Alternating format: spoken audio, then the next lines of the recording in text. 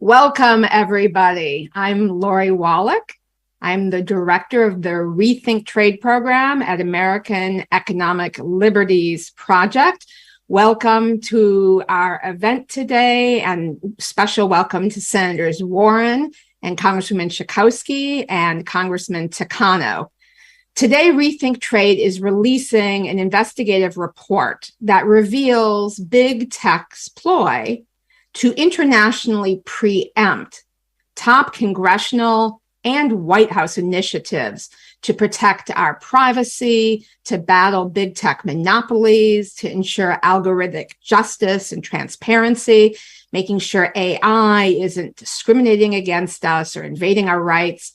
And all of these important policies could be undermined by big tech's plan to try and insert into international trade agreements so-called digital trade rules that would effectively undermine Congress's and the White House's policy space to do everything the public expects and needs with respect to big tech. Congress and the White House have really geared up to try and enact policies to counter the harms to workers, to consumers, to smaller businesses from the big tech giants that are now dominating global retail, transportation, communications, advertising. And so the tech firms have opened a new front of attack. It's actually through a back door. It's through trade agreements, where closed door negotiations provide a great opportunity to try and insert binding international rules that could undermine important domestic initiatives in the United States, but around the world. And we've seen this happen before, when Big Pharma in the 90s inserted new extended monopoly protections that locked in obliging countries to have lengthy patent protections for medicines that now result in higher prices. So as the lawmakers who are joining us today are fighting on the front lines, Congresswoman Schakowsky, a leader of the major bipartisan bill on privacy from the previous Congress, fighting to limit online surveillance, counter the exploitation of personal data, bills like Mr. Takano's, which are trying to protect our civil rights, his Justice and Forensic Algorithms Act, policies like Senator Warren's anti-monopoly rules, and there are many other bills. These are the initiatives that big tech has been fighting to derail. And in the previous Congress, they managed to lobby some of them down. But they're all being reintroduced. And as we saw with the president's State of the Union speech, protecting privacy, battling corporate monopolies, ensuring civil rights and workers' rights are the priority not just of this White House, but of people across the country. And these members of Congress have bills to actually enact this broadly supported agenda. Yet the big tech firms are hoping to undo this through trade negotiations. So this report, which my colleague Daniel Rangel, who is the primary author and investigator, will walk us through with slides after we hear from the members of Congress. This report goes specifically to the major bills and White House initiatives, and then helps for non-trade lawyers explain which specific trade provisions that big tech is trying to promote would undermine these policies. And this is incredibly urgent because this very day in Bali is a round of negotiations of the Indo-Pacific Economic Framework. That is the Biden administration's major Asian trade negotiation. The Biden administration wants to make that a new worker-centered trade agreement. And on the top of the agenda to deliver that new approach is making sure big tech is not able to rig these rules to undermine the needed domestic and international governance of big tech platforms. And with that, we're going to start by hearing from Senator Elizabeth Warren, Senator of Massachusetts. Senator Warren. For all of the hard work that went into the report that you are launching today. Look, giant corporations have this one great trick. If it looks like regulators just might rein you in, send out your corporate lobbyists to rig a trade deal. From big pharma to big banks, giant corporations use bad trade deals to pad their profits and chip away at protections for workers and consumers. And now that the United States is trying to rein in big tech, finally, Their lobbyists and lawyers are trying to rig the digital trade deals to undermine those new laws. They wrote some of the digital rules into the US-Mexico-Canada agreement, the new NAFTA, and now they're trying to rig new trade deals like the Indo-Pacific Economic Framework just as well. Now, you might be worrying, but how are they using trade deals to do this? Well, this great new report just lays it all out. For example, take artificial intelligence, or AI. Companies are increasingly relying on AI to make life-changing decisions for workers and consumers, from hiring to medical care to mortgages. But AI can discriminate on a massive scale. Algorithms can reject loan applications for having black-sounding names. They can penalize workers with disabilities. They can misidentify women of color in police footage. And that is why Congress and regulators are taking a close look at rules for AI. But big tech wants to keep its code in a black box where no one can see what they're doing. Of course, big tech companies only care about secrecy when it's their secrets, but they're fighting tooth and nail to protect their ability to collect, to store, and to sell your data anywhere in the world. And that is why tech lobbyists want trade rules that would let them transfer your data anywhere in the world with only a narrow and basically unusable exception for sensitive personal information. This is outrageous. Voters want Congress to strengthen their digital rights, and our trade agenda should reflect that. So let me just say it again. Thank you for all you're doing. Thank you for all you're doing to bring big tech scheming to light.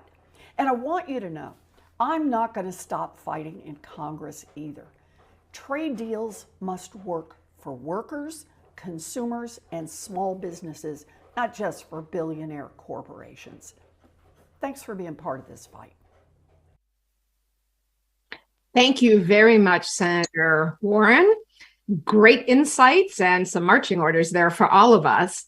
And it is now my honor to follow up with another amazing women member of Congress, Representative Jan Schakowsky, one of my personal heroes, represents the 9th District of Illinois in the House of Representatives. She's a member of the Democratic leadership as Chief Deputy Whip, and she's also the ranking member of the Innovation, Data, and Commerce Subcommittee of the House Energy and Commerce Committee. And she's been a leader in Congress on consumer protection and led the last Congress's privacy bill that had broad bipartisan support and is undoubtedly going to come back because we need federal privacy legislation.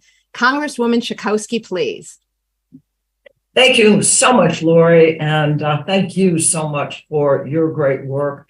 It's an honor to be here also with Elizabeth Warren, such a champion and a fighter. So I have been very involved in our trade policy for all my years in Congress, but I have to tell you that I actually never voted for a trade agreement because I am so concerned about consumers and workers and small businesses. But I did vote in fact, this time for the United States-Mexico trade agreement because it's perfect, that's for sure. But I was part of the trade working group out of the House of Representatives that helped craft some of the things that are good about it. But in fact, the truth is that this Trump era law or trade agreement that got passed is very flawed when it comes to the digital trade chapter. And that's what I want to talk to you about today. Right now, we cannot let this flawed chapter, this digital the trade chapter, set the stage for future trade agreements. And right now on Capitol Hill, we are working hard in order to craft legislation like my legislation that we got out of the Energy and Commerce Committee almost unanimously to provide data privacy online for consumers who really feel like they are being so manipulated by big tech, and to fight the predatory practices by big tech that we are seeing right now, and that work could be threatened by the administration's Indo-Pacific Economic Framework right now, and we are worried about what is being negotiated at this moment. So let me just tell you a little bit about what was in the legislation that we passed before, and why it is so problematic, and we don't want to repeat what the USMCA agreement has allowed. One among the things that it does, that it gives online platforms legal immunity, because they are looking right now at Section 230 and expanding that, which gives liability protection to corporations in their online work, and this absolutely gives online platforms the kind of liability protection that we don't want. This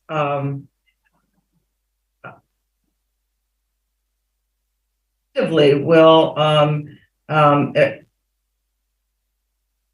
what is currently now in the law that we have right now on 230, which does not protect consumers, is now being reevaluated. So we're in the midst. The Congress is in the midst of looking at Section 230. This is not the time for us to have some international agreement about that. USMCA also included language that prohibits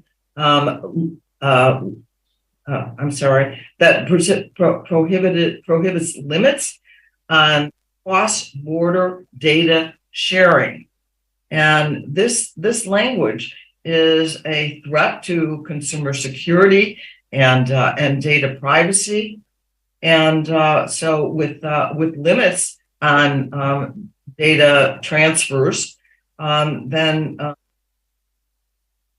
these could get around privacy protections by transferring the private data of consumers to countries around the world.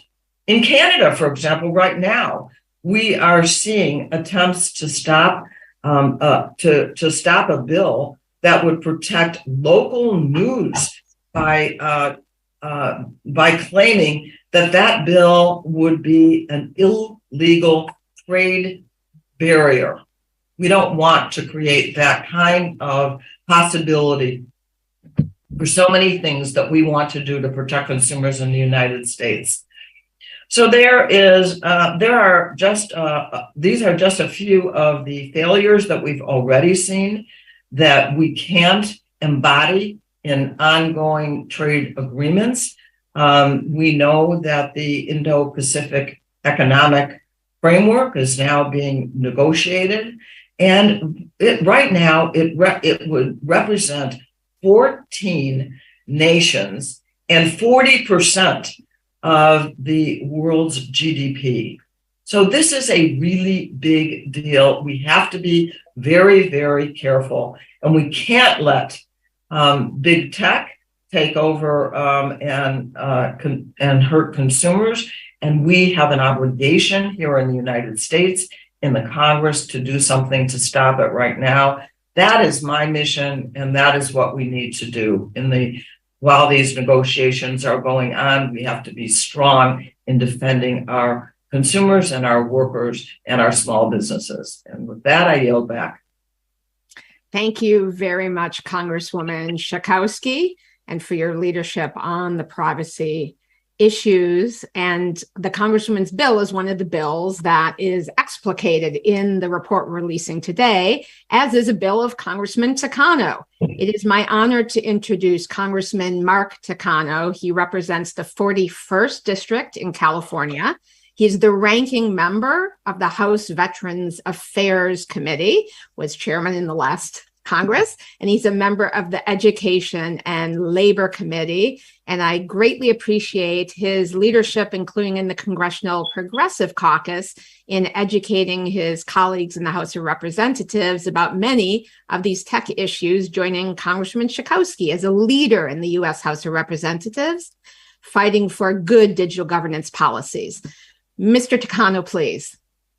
Well, thank you, Lori, and thank you for the tremendous work that your organization has done on this issue. You were kind enough to let me look at a draft of the report, and it does raise some very, very large concerns over the digital trade agreement currently being negotiated, one of the pillars of IPEF. Let me make clear that I do believe trade agreements are important, especially in this emerging age of renewed global great power struggles. And Asian countries, I deal with a legislative exchange with the Japanese and the South Koreans, and of course they're such important allies. They bring up trade all the time, and I understand the administration is very much interested in moving in this direction, but we have to insist on a level of transparency and an involvement of Congress, especially when it comes to the possible preemption of some very important laws and preemption of possible legislation like mine, the Forensic Algorithms, Justice and Forensic Algorithms Act. The two potential sections or the two sections of USMCA that are relevant here are about that no country who's party to the agreement can prohibit the transfer or access of source code of software owned by a person or another party. That's what's at stake here, potentially. We don't know because we're not really understanding what's going on in the IPEF negotiations. So what does my bill do? The Justice and Forensic Algorithms Act, which I'm reintroducing, it basically ensures that defendants in a criminal trial have the right to face evidence against them, their accusers. And if there is a company that has written an algorithm that, say, interprets DNA data, the defense has the right to know just how reliable that source code is, how reliable the algorithm is, how reliable, what is the nature of the underlying data. I believe that the due process clause of the Constitution cannot be compromised by the proprietary rights of a software company, and that judges need to be able to say to a software company, you must turn over that software code for evaluation. And much more, my bill would enlist the resources of the federal government to help set guidelines and to be able to examine, to set guidelines for forensic algorithms. Because you know what? Let's face it, criminal defendants may or may not have the ability or the resources to be able to do this on their own. And we've seen contradictory results based on different forensic algorithm products in different courts. And people can be convicted of a crime based on this technology. They may even be convicted of a capital crime. So the stakes are pretty high, and we need to be very, very vigilant about the kind of language that ends up in a trade agreement such as IPEF. And also at stake here is what role does Congress have to play? Can this agreement go into effect without Congress? My sense is I don't think it should. And I know that on a bipartisan basis, some of my colleagues in the Senate have already raised their concerns with the administration over whether this agreement needs a vote of Congress. So, Lori, those are my concerns. And thank you for what an honor to be here with Jan Schakowsky and Senator Warren. And what amazing work your organization does to protect the interests of ordinary American people.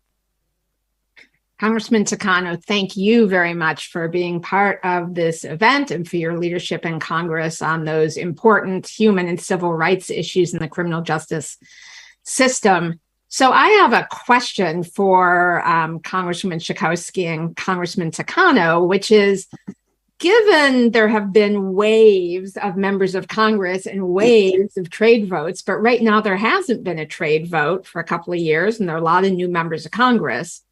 What is your sense of how many members of Congress realize that a trade agreement could literally internationally preempt, conflict, undermine the policy space that they think as members of Congress is theirs to legislate and make the laws with respect to big tech or anything else, or for that matter, the executive orders from the White House? How many of the new members of Congress, as you're meeting your new colleagues in these first months of the 118th Congress, do you think they're becoming aware of this? I think it's going to be bad news if they don't. What is your view? So I think that you are absolutely right, that we have to make sure that members of Congress, not just new members, not all members, follow these trade agreements and the possible consequences of the trade agreements, even as we are sitting in our committees and working on legislation like a comprehensive online privacy bill, that this could be undermined by what could happen in a trade agreement that affects so many countries around the world, and that could preclude in many ways our ability to actually act on behalf of our consumers.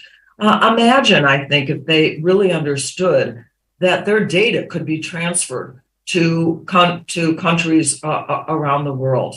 I think they would be more engaged in this process of weighing in. They want to have more to say about this agreement. So far, it looks like this could happen without any vote by the Congress, but certainly we need to be more informed. I think part of it is just, that those of us who are engaged need to make sure that happens.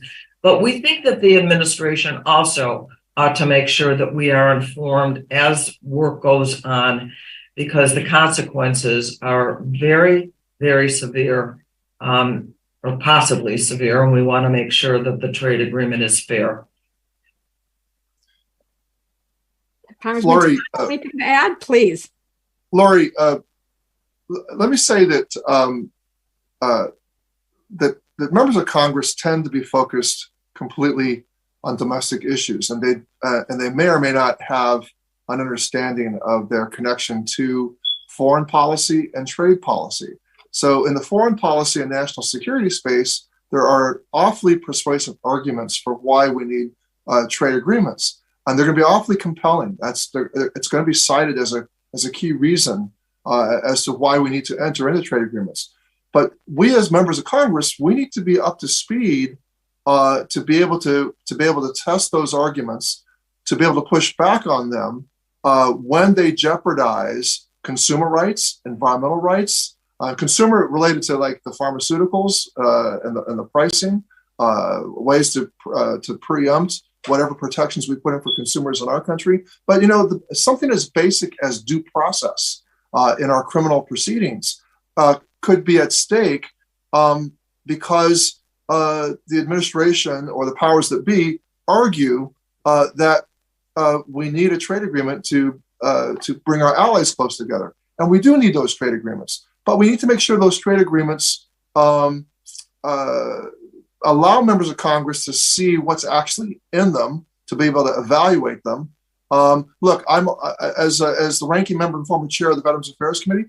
I mean, you might think, well, digital information. We collect. We're collecting up to 1 million DNA samples. It's called the Million Veteran Project, and they're being sequenced. I'm concerned about the acquisition of Oracle of Cerner in the effort to combine the medical records, the electronic medical records, with the DoD. Think about all that data. Think about all the medical records that are sort of connected to that. The medical records are connected to health histories. A very unique, valuable resource to be used for researchers. Think about the value of that data.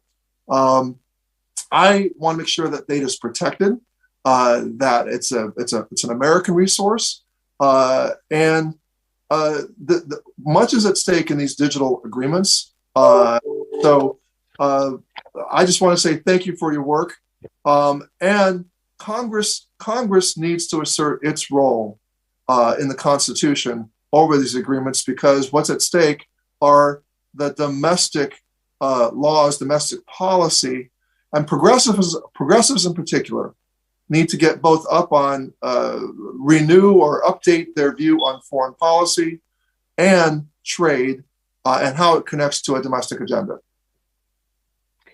That is both of these are great insights. And I guess I would sum up by saying members of Congress who are legislating in Congress, lot of them need to pay attention to the fact that international trade agreements can be great, but the question is, what are the rules?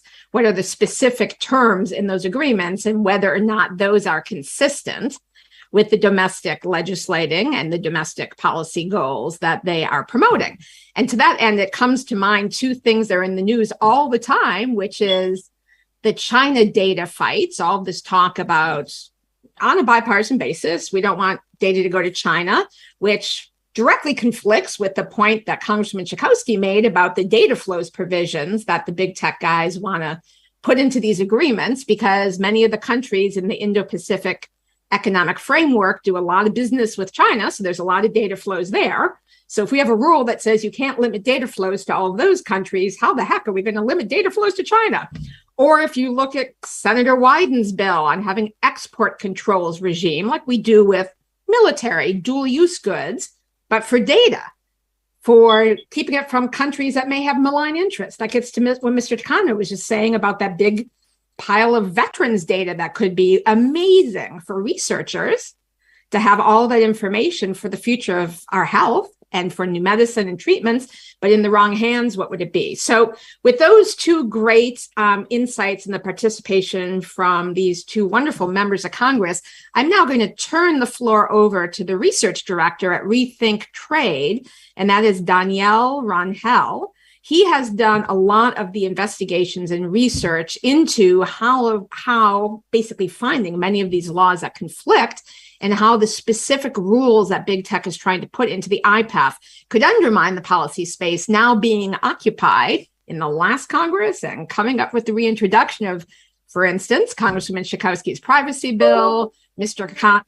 Takano's due process bill, and many other of the dozen bills featured in this report. So Daniel, take it away. Please walk us through briefly the findings in the report. And may I urge everyone to actually read the report, because it does not require a law degree or to be a member of Congress. We have unpacked the technical terms and then put them side by side by these bills that are bills you want for our lives to go right in this tech era.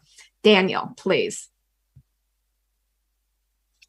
Thank you, Lori. And first of all, I also want to express my gratitude to Senator Warren and Representatives Schakowsky and Takano for joining us and for their leadership in promoting all of these important policies that we have been discussing. As Lori said, our idea with this report is basically unpacking this abstract notion of undermining policy space as something that is tangible and people can understand the way in which it could impact the different legislative agendas, but also the administration's proposals in this sphere.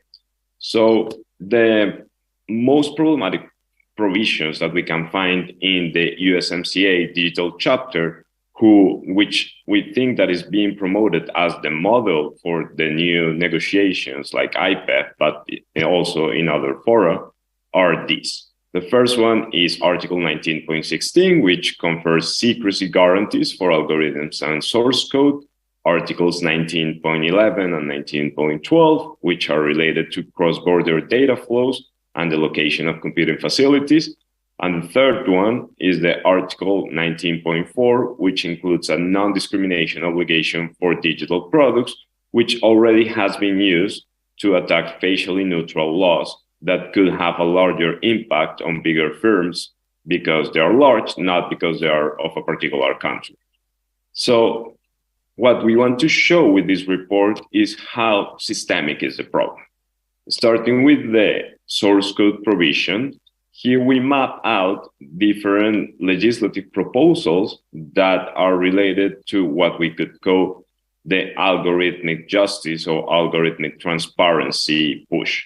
What we want is laws that make sure that the algorithms are making crucial decisions in our lives are not biased, are not inaccurate, and they are actually delivering the result that we wanted to deliver. And in that way, Representative Takano, but many other lawmakers have been proposing rules that would achieve that purpose. There is the Civil Rights and Algorithms title of the ADPPA, the privacy legislation that Mrs. Schakowsky is sponsoring, and many other law enforcement and criminal justice reform bills, including Mr. Takano's bills on justice in forensic algorithms.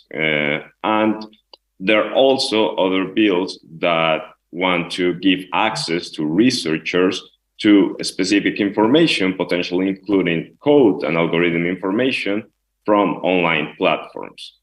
The bills that we have identified that have what we could call proactive external monitoring obligation, which basically means that companies have to monitor and have to give access to a third party to make sure that the algorithm is not biased or is not inaccurate or is not discriminatory. Those bills that are the Civil Rights and Algorithm title of the American Data Privacy and Protection Act, but also the Facial Recognition Act of 2022 and Mr. Takano's bill, those will be in special trouble if we pair them with USMCA-style obligations. Why is that? Because as Mr. Takano said, basically this rule would ban countries from requiring access to source code. And this is a direct contradiction to this idea of proactive external monitoring obligations, which is not saved by the fact that these kind of provisions have exceptions that are very specific, and they would only allow a country to require access to source code for specific investigations. Since these are general requirements, they will be in conflict with that specific provision. Similarly, as Lori was explaining, these unfettered guarantees of free data flows would limit the way in which we can enact privacy and data security policies. The ADPPA, My Body, My Data Act of 2022, and the Four Amendments is Not for Sale Act, those are all bills that will include individual rights, but also data control obligations that will be harder to enforce for entities that are not located in the US. And whenever policymakers want to regulate, or maybe either through legislation or through regulation, certain ways in which we can enforce those rules for these kind of entities, that will require regulating cross-border data flows, which will likely contradict Article 19.1 and Article 19.12 of the USMCA. And if we have this kind of provisions in other agreements, then it's going to be very hard for lawmakers to make sure that our privacy is protected. Finally, we have the non-discrimination for digital products provision. This notion of non-discrimination in trade is arcane, and it has been talked about since the beginning of trade agreements.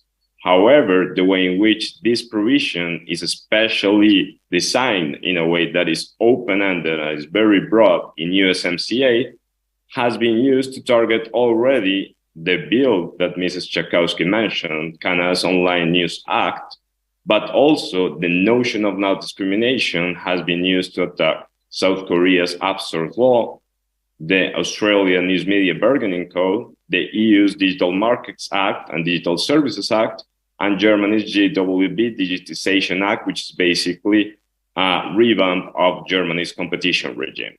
All of these bills intend to level the playing field and grant smaller digital companies the opportunity to compete in digital markets.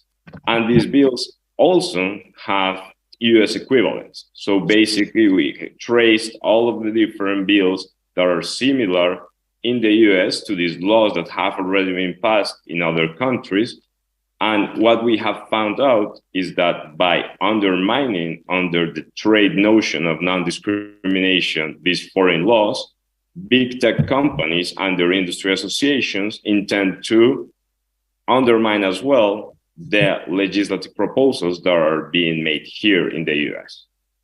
So the stakes are very high. Basically, what we are seeing here is that I skipped one thing. And this is not a hypothetical threat. What we have seen is that already the Computer Communications Industry Association has claimed that the Canada's Online News Act is in conflict with this digital trade provision of USMCA. Having similar rules in IPEF will give big tech grounds to attack Australia's News Media Bargaining Code, the South Korea's absurd law, and many other potential future bills that countries might come up with to level the playing field. So yeah, the stakes are very high.